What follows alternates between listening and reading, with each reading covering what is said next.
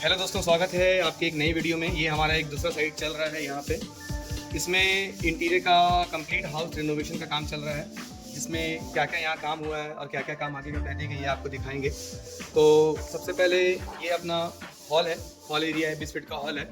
पूरे वॉल्स इसके ख़राब थे, पूरे बहुत पुराना वॉल था।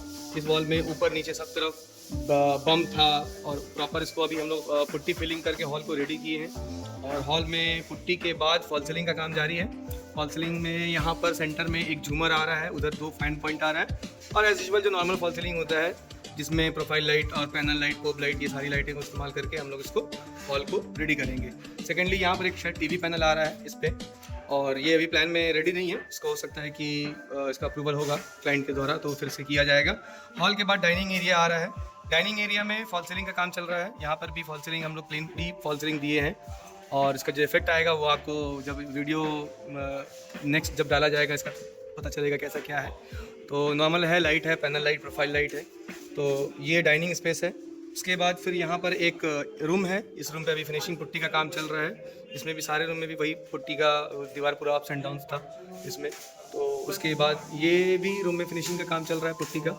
उसके बाद यहाँ पर कैबिनेट बनने वाला है इस पार्ट में, जो कि ऊपर से कवर हो जाएगा कैबिनेट। यहाँ एक ओपन विंडो है, ग्लास लग जाएगा इसमें। और उसके बाद फिर यहाँ पर किचन का काम चल रहा है। किचन में हमारे यहाँ पे टेक्निकल चीज़ कुछ बता दूंगा आपको। जैसे ये पुराना किचन है, पुराने किचन में अब क्लाइंट का रिक्वायरमेंट है कि ग्रेनाइट को नहीं हटाना या स्लैब नहीं तोड़ना है, तो पुराने स्लैब पर ही ग्रेनाइट डाल करके हम लोग उसको रेडी किए हैं। बट यहाँ पर आपको इस पार्ट में ये जो दिख रहा है, यहाँ पर आपको मिनिमम से मिनिमम 26 इंच जगह चाहिए। 26 इंच आपको गैस सिलेंडर रखने के लिए आपको इजी होगा। बहुत लिमिटेशन है यहाँ पे, थोड़ा सा काम करने में दिक्कत आ रहा है। ये एक पार्ट हो गया, एक पार्ट ये हो गया, एक पार्ट वो हो गया और वो एल टाइप हो गया। तो ये कुकटॉप बनने वाला है। कुकटॉप के सामने में इसी पार्ट में हम लोग तीनों बास्केट एडजस्ट कर देंगे। मतलब 3 बास्केट आपका कटलरी और थाली और प्लेन बास्केट, और साथ ही साथ इधर पे बॉटल बास्केट भी इसी में हम लोग को एडजस्ट करना पड़ेगा, ताकि मैक्सिमम से मैक्सिमम स्टोरेज निकाला जा सके। उसके बाद फिर इधर पल्ला आ जाएगा और इस तरफ भी पल्ला आ जाएगा, उधर एक बॉटल बास्केट आ जाएगा। यहाँ पे कोई पार्टीशन नहीं है सिंक के बाद, तो यहाँ पर हो सकता है हमें एक पार्टीशन खड़ा करना पड़ेगा, जो कि पानी को रोकेगा अंदर आने के लिए, या कोई भी छींटा रोकेगा, जिससे कि इस तरफ का पार्ट खराब ना हो। अगर हम प्लाई भी खड़ा करते हैं तो प्लाई में हम लोग हमेशा ध्यान रखते हैं इस चीज़ का कि जो पानी वाला जगह है उसमें हमेशा पीवीसी का ही इस्तेमाल हो और वाटरप्रूफ प्लाई का ही इस्तेमाल हो। इसमें हैंडमेड सिंक लगा हुआ है एक, क्योंकि ये पुराना स्ट्रक्चर है, पुराना इसका कट है, तो बहुत मैनेज करके लगाना पड़ा। देखिए यहाँ से ये अंदर चला गया है ये, तो इनका रिक्वायरमेंट नहीं था कि इसको तोड़ा जाएगा। इसको तोड़ा जाता तो ये प्रॉपर इस जगह पे लगता, आगे पीछे बराबर जगह रहती। ये जो विंडो है ये पूरा नीचे तक था। जनरली लोग कभी किचन में, मैं अभी एक साइड से अभी आया हूँ, वहाँ भी देख रहा हूँ कि किचन में विंडो नीचे तक है। ऐसा ना करें। ऐसे करने से आपको बहुत दिक्कत होगी, चाहे वो आप चिमनी लगाने में प्रॉब्लम होगा या कुछ भी होगा। तो ये जो आपका विंडो है, ये इसको आप एटलीस्ट 2 फीट हाइट रखें। यहाँ पे 2 फीट नहीं है, मगर यहाँ पर कुकिंग साइड नहीं है तो काम चल जाएगा। और 2 फीट हाइट नहीं है, इसको 2 फीट हाइट रखना चाहिए यहाँ से इस तरह से। और साथ ही साथ फिर उसके बाद जो आप अपना WPC या PUPVC का विंडो है उसको आप लगा लें, बेटर है। यहाँ पे एक प्लग पॉइंट है, यहाँ पे 2 स्विच होगा, 15 का, 6 एम्पेयर का और 15 एम्पेयर का, और वहाँ एक सॉकेट होगा और वहाँ एक सॉकेट होगा। ये दोनों सॉकेट से स्विच यहाँ से कंट्रोल होगा। ये यहाँ पे स्विच होगा, ये डायरेक्ट जो आपका वायर है इसके अंदर रहेगा। अगर एक कैबिनेट यहाँ बनता है RO और गीजर के लिए, 15 एम्पेयर 16 एम्पेयर मिनिमम, और RO के लिए 6 एम्पेयर। उसके बाद ये जो है, हमेशा मैं वीडियो में बताता हूँ अपने कि ये जो पार्ट है आपको हमेशा 15-16 इंच में इसको खत्म कर देना है, कभी भी इसको 2 फीट से ऊपर लेके नहीं जाना है। अभी यहाँ पर एक इशू आ रहा है, एक इशू हो सकता है कि आप लोगों को भी अपने कभी काम करने के दौरान आए। चिमनी जब लगता है तो चिमनी का जो वेट होता है, जो चौड़ाई होती है चिमनी का, ये पार्ट होता है। अभी के टाइम में जो ऐसा 75 सेंटीमीटर का चिमनी आ रहा है, तो उसमें 19 इंच 18 इंच वेट आ रहा है, और मिड कैबिनेट हम लोग 13 इंच देते हैं। 13 इंच मिड कैबिनेट अगर आप दे रहे हैं या 14 इंच मिड कैबिनेट दे रहे हैं ताकि वो सर में ना लगे, तो जो चिमनी वाला पार्ट है वो 18 इंच के आसपास बाहर निकलेगा, मतलब मिड कैबिनेट से वो बाहर निकल जाएगा। तो ऐसे केस में हम लोग क्या करते हैं कि अगर लिमिटेशन है, जैसे यहाँ लिमिटेशन है, छज्जा है, तो आप कुछ नहीं कर सकते हैं। छज्जा को काट करके आप इसमें जो चिमनी आपका है जैसे भी आपको सेट करना होगा, मगर ये क्या होता है कि 18 इंच आपका बाहर निकल के चला जाएगा। तो चिमनी का जो मैं बता रहा था कि चिमनी का ये जो पोर्शन होता है, ये आपका 18 इंच जो बाहर निकलने वाला है, ये आप मैनेज करके इसको यूज़ कर सकते हैं। जनरली चिमनी 24, 25, 26 इंच में भी लगा सकते हैं, लेकिन अगर कुछ ऐसा है कि सर में लगने वाली बात है तो चिमनी को आप 30, 31 इंच पर भी लगा सकते हैं। अगर आपका सक्शन कैपेसिटी चिमनी का अच्छा है तो वो आपका स्मोक को थाम लेगा।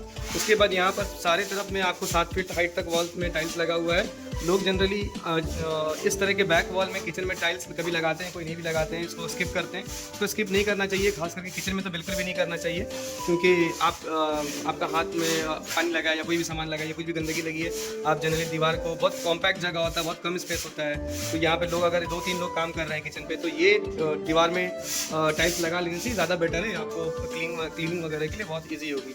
तो ये अभी वर्क इन प्रोग्रेस है किचन का ये काम, मैं आपको उसके बाद फिर एक बार आगे भी अपडेट दूंगा। इसके बाद ये क्या प्लान है, ऊपर का प्लान है टॉप कैबिनेट, जो जनरली टॉप कैबिनेट बनता है सामने फ्रेम हो करके और पल्ला लग करके, इस तरफ में हाइड्रोलिक लग जाएगा, एल टाइप कैबिनेट बन जाएगा ऊपर साइड में, और बाकी फॉल सीलिंग है, फॉल सीलिंग में 2 पैनल लाइट है, 2 स्ट्रीट लाइट है। ये एक रूम का रेनोवेशन चल रहा है, इस रूम में भी पुट्टी का काम चल रहा है, यहाँ भी वही कंडीशन है फिलहाल। अभी यहाँ पर हमने फॉल सीलिंग बनाया थोड़ा डिज़ाइन वाले, साइड से कर्व है, इसमें भी आपको लाइट आएंगे साइड से, और बीच में इसमें कोई ड्रॉप एक्स्ट्रा नहीं है, 4 इंच का जो बेसिक ड्रॉप होता है बस वही है। और यहाँ पे आप फॉल सीलिंग का जो भी बीच में प्रोफाइल चैनल हो सकता है, कोई प्रोफाइल लाइट का कोई डिज़ाइन आए तो यहाँ पर डिज़ाइन हो सकता है। बाकी लाइट है, पैनल लाइट है, यूजुअल फॉल सीलिंग जो होती है वो है। पहले से बना हुआ ये कंक्रीट वाला रैक है, इसके ऊपर हम लोग फ्रेम बना करके इसको अलमीरा या वार्डरोब का लुक दे देंगे, ये भी आ जाएगा। उसके बाद फिर बालकोनी है, बालकोनी में आप यहाँ पे बालकोनी का काम चल रहा है, बालकोनी में टाइल्स लग रहा है। बालकोनी में भी आप कोशिश करें 7 फीट हाइट तक टाइल्स लगाएं अगर बजट आपका ये हो रहा है तो। और साथ ही साथ ये भी ध्यान रखें कि बालकोनी में जो भी टाइल्स लगा रहे हैं उसमें टाइल्स का जो केमिकल होता है वो ज़रूर यूज़ करें। जैसे कि बहुत सारी ब्रांडेड कंपनी की आती है जो टाइल्स फिक्सिंग, जिसको टाइल्स केमिकल बोलते हैं, टाइल्स एडेसिव जो होता है, उसको हमेशा बालकोनी में यूज़ करना चाहिए। बालकोनी में, बाथरूम में मिनिमम वहाँ तो यूज़ करना ही चाहिए। अगर आप पूरे घर में यूज़ कर रहे हैं तो बजट भाग रहा है तो अलग चीज़ है, लेकिन एटलीस्ट आप बालकोनी और बाथरूम में हमेशा यूज़ करें। उसके बाद फिर यहाँ पर जो ये रूम है, इसके बाद इसमें एक वॉशरूम है, वॉशरूम में टाइल्स लग चुका है ऑलमोस्ट 7 फीट हाइट तक, 12 टन का रिक्वायरमेंट था तो वो टाइल्स लग गया है, डार्क कलर नीचे टाइल्स लग गया, कोई सामान इसमें रखा हुआ है। उसके बाद फिर इसके बगल में एक रूम है, इस रूम पे भी वही कंडीशन है, फॉल सीलिंग का काम जारी है, फॉल सीलिंग में रेजिंग वगैरह होना बाकी है ऊपर से, और ऑलमोस्ट वायरिंग का बेसिक काम हो चुका है। उसके बाद फिर बाकी इसमें, और यहाँ पर भी हमारा एक वार्डरोब आने वाला है, ये ऊपर का पार्ट 2 पार्ट में बन जाएगा, ये ऊपर हाइड्रोलिक हो जाएगा और नीचे वाला हमारा पल्ला सिस्टम हो जाएगा, इसमें या स्लाइडिंग हो जाएगा।